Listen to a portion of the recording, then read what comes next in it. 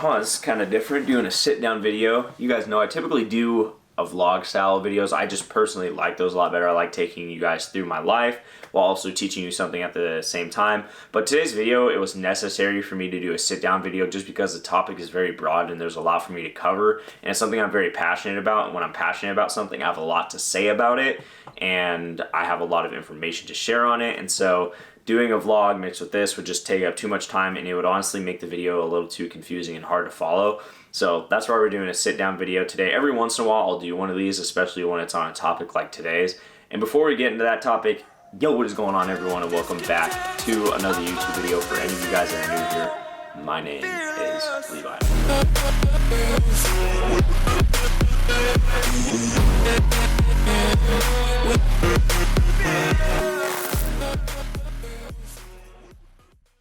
Now in today's video, I wanted to talk about doing hard things. Now, on my old channel and this channel, you guys have seen me complete some pretty difficult things, getting out of my comfort zone and always challenging myself. That's something that I want to always be continuously doing as human, but you guys know right now, I don't have anything lined up for me like a marathon, powerlifting meet, bodybuilding show, whatever it is. That's my way of getting out of my comfort zone and helping other people do the same. But I want to exemplify something really quick, and is that doing hard things doesn't just look like fitness. I know that I'm going to be talking a lot about fitness in this video because that's just my way of enduring suffering, as it might be for some of you guys out there as well. But I think the more broad scope of doing hard things is just continuously getting out of your comfort zone. And I think it's super important because in today's society, we have basically just adapted in a way where we don't have to go through adversities like starving. We don't have to go through adversities like thirst and hunger and stuff like that, or especially here in the United States, I say, we don't have to face those adversities. And I realized that not having to go through adversity can really leave a bad effect on the human mind long term. Because if you go through an easy life and you don't have any adversity, but then when you encounter adversity, you are more likely to succumb and crumble to that adversity because you were not used to that kind of adversity ever in your life. So that's why I see it as important. It's going to be the main driver of today's video. And like I said, this doesn't just pertain to, fitness and whatnot. Whatever getting out of your comfort zone looks like to you, just continuously get out of your comfort zone to always challenge yourself and always increase your capability as a human being, or just simply improve yourself. Well, I'm going to provide you guys with a brief backstory really quick, just because it kind of exemplifies the passion that I have for this video and gets you guys to understand where I'm coming from, and attributes a big portion to why I made this video other than to help others. So growing up, I was honestly not a confident kid. There was so many times as a kid where adversity would be in front of me and I would look at it and run away. And I'm gonna bring up a couple stories that honestly are kind of embarrassing to bring up, but I don't really care. So as a kid, I remember this specific time when I was playing soccer. I think I was like 8, maybe 9. And I was playing forward and the defender had the ball. And as a forward, I should be on that. I should be like gunning this guy down. But I just like looked at him and didn't even move. Like it felt like I was frozen in place. And it was because I was afraid. I was afraid of getting hurt. I was afraid that maybe I'll fail. I was afraid that, I wasn't capable to get the ball back. I was simply afraid. And there was another time where I was going to enroll in honors classes in the junior high from middle school. And then they talked about how hard they were, and then I backed away. And now that I'm older, now that I have the knowledge that I do now, I realized that when you act in those behaviors, or you continuously do those behaviors where you back away from adversity, you communicate to your brain, because your brain understands language. Like, you guys can understand what I'm saying, but your brain really truly learns from behavior. Like, that's how it learns how something is done. That's how it learns how you interact with the world and all. And so I realized that constantly doing that told my brain, I do not trust myself.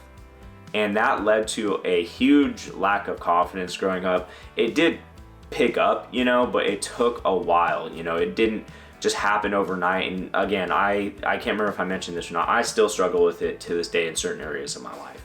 And so that's why I'm really passionate about it, because it was something that I struggled with as a kid. Just doing hard things was something that was hard for me.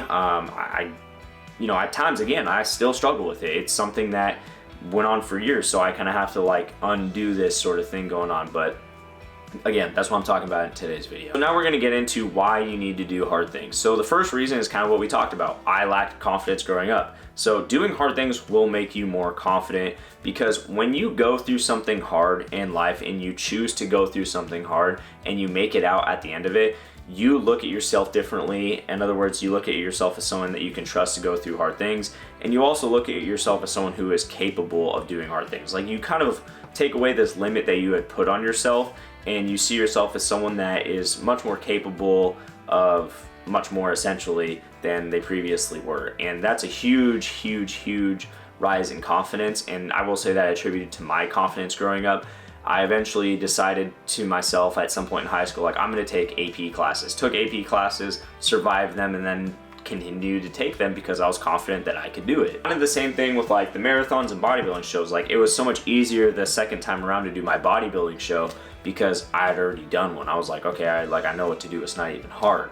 And I can't remember if I mentioned this in the beginning of the video or not, but that means now I have to compete in something harder if I'm going to continuously push that level. And one of the things that's kind of been on my mind is an Ironman. And when I thought about it, I was actually thinking about it earlier today. I thought about it, doubt and fear crept up into my mind, and that told me at some point in my life I need to do it. So with that being said, doing hard things will make you confident, because again, it communicates to your brain when you do it and when you make it through that, hey, look, you can do hard things. And this is not the same thing as doing hard things and failing. I think when at some point in my life I was used to doing hard things and then I would fail and then communicate to myself that I can't, but that's not true at all whatsoever. Don't be afraid to fail when you do something hard. Now, the second reason that you need to be doing hard things is because it helps with delayed gratification. A lot of people, you know, have probably heard instant gratification, where, you know, I pick up my phone and swipe, but delayed gratification would be like, oh, I go to work all day and then after work I give myself a piece of chocolate for going to work all day. But I'm gonna give you guys a better example. So let's just say I go for a run, right? And by the way, I used this example in a couple videos back. But let's just say I go for a run, right? And it's gonna be a 2-mile run that I have to complete. And let's just say I'm going for my run, everything's going good, but at mile 1.5, I'm starting to experience some difficulty, or in other words, my brain is trying to get me to stop, right?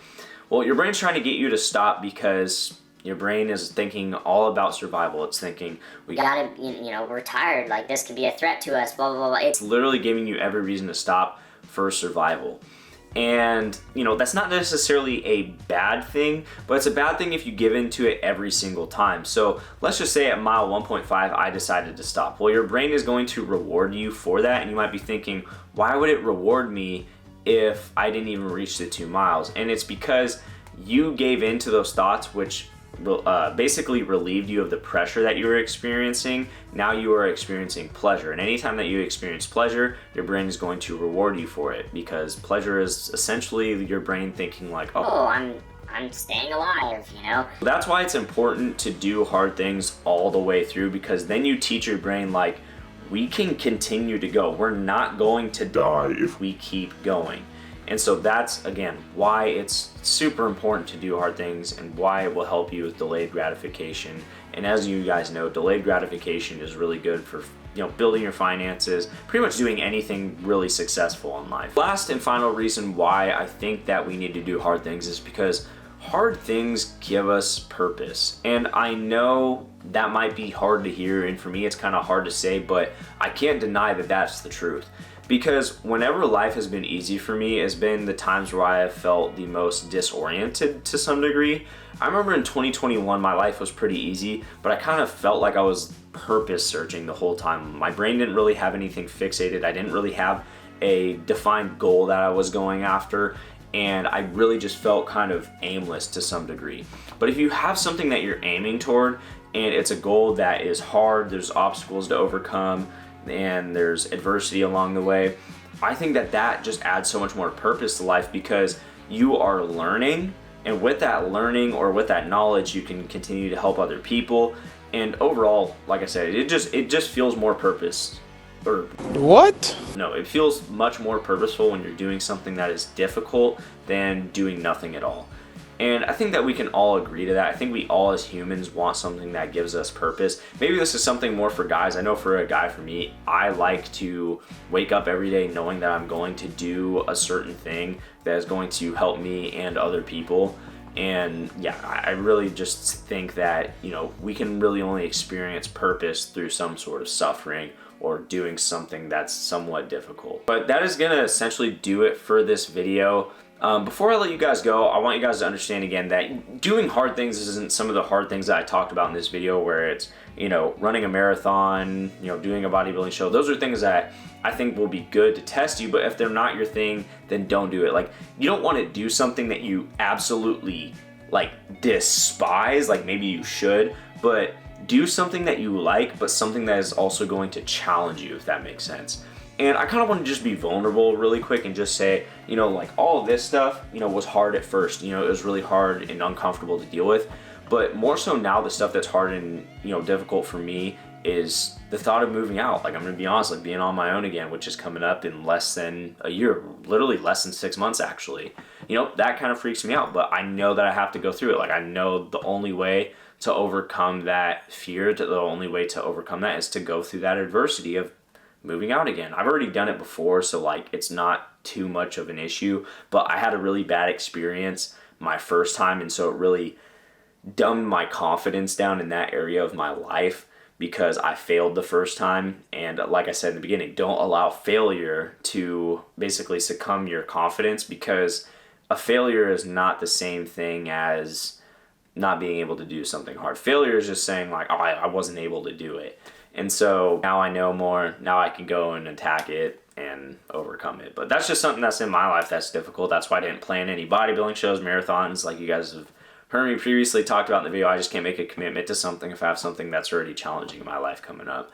But that's going to do it for this video. I hope you guys liked this video. If you guys did, be sure to give it a like. If any of you guys are new here, do not forget to press that subscribe button, because you guys know I will be back. And as always, that's trying to keep you up. The sky's the limit. I'll see you guys all in the next one.